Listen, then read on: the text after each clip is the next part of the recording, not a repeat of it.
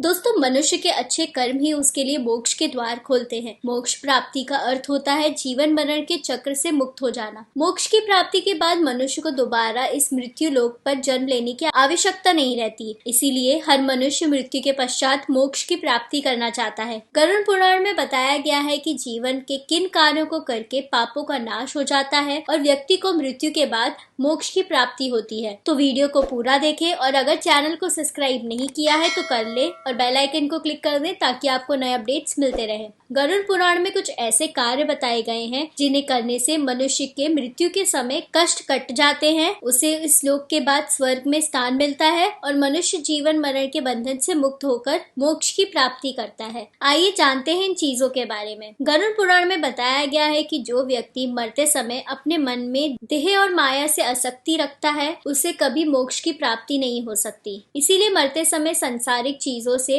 मन को दूर रखना जरूरी है। यदि मोक्ष चाहिए तो मृत्यु के अंतिम क्षणों में ओम का जाप करें। ओम का जाप मोक्षदायक माना गया है। गरुड़ पुराण के अनुसार मनुष्य को अंतिम समय में न केवल नारायण का नाम लेना चाहिए बल्कि उनके दशावतारों का भी भजन और कीर्तन करना चाहिए। भगवान के नाम में इतनी शक्ति होती है कि उनका नाम लेने मात्र से ही व्यक्ति का मन और विचार इतना शुद्ध हो जाता है कि कोई भी गलत काम वह कभी नहीं कर पाएगा। वर्ष में 24 एकादशी आती है और यदि अधिक मास लग जाए तो ये एकादशी बढ़कर 26 हो जाती हैं। हिंदू धर्म में एकादशी का व्रत भी मोक्षदायिनी और फलदायिनी माना गया है। धार्मिक ग्रंथों के अनुसार एकादशी को श्रेष्ठ बताया गया है और इस दिन व्रत रखने से भक्तों की मुराद भी पूरी होती है। कहते हैं कि एकादशी का व्रत करने से जीवन में एकाग्र शक्ति की प्राप्ति होती है, मन भटकाव से बचा रहता है और मृत्यु पश्चात भी एकादशी के व्रत से मिला पुण्य काम आता है। कलयुग में गंगा स्नान का भी बहुत महत्व है। अगर आप नियमित रूप से गंगा स्नान नहीं कर सकते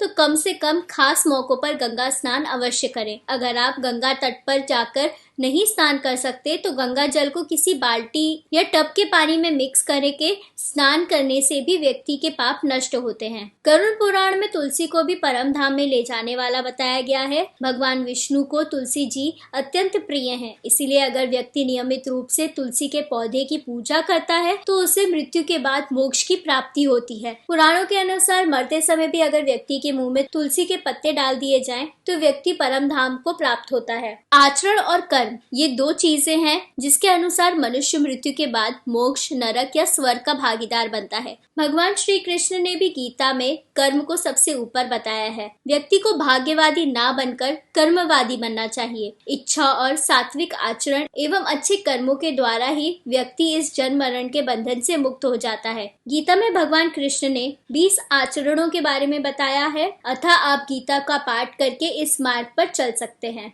दोस्तों, कलयुग एक ऐसा युग है जहां हर ओर पाप, अधर्म और विनाश अपने चरम पर होगा। ऐसे में केवल भक्ति मार्ग ही एक ऐसा मार्ग बचता है जिससे व्यक्ति मोक्ष की ओर अग्रसर होगा। भक्ति मार्ग में किसी भी व्यक्ति को केवल भगवान के नाम का जाप करना होगा। उसे अन्य धार्मिक अनुष्ठान या पूजा पाठ की आवश्यकता नहीं है, परंतु भक्ति पूर्ण लगन से होनी चाहिए। भक्त पूरी तरह से स्वयं को भगवान की शरण में सौंप दे, संसारिक बातों से कोई मोह माया ना रखे। ये मार्ग अत्यंत कठिन होता है। अगर गीता की बात की जाए तो गीता में भी मोक्ष के 4 मार्ग बताए गए हैं, जो है कर्म योग, सख्य योग, ज्ञान योग और भक्ति योग। श्री कृष्ण कहते हैं कि किसी भी व्यक्ति का कर्म, आचरण, ज्ञान, योग, ध्यान, भक्ति इत्यादि ही उसे मोक्ष की ओर ले जा सकती है। तो दोस्तों, अगर ये वीडियो पसंद आया हो तो इसे लाइक करें, शेयर करें और चैनल को सब्सक्राइब करना ना भूलें। धन्यवाद।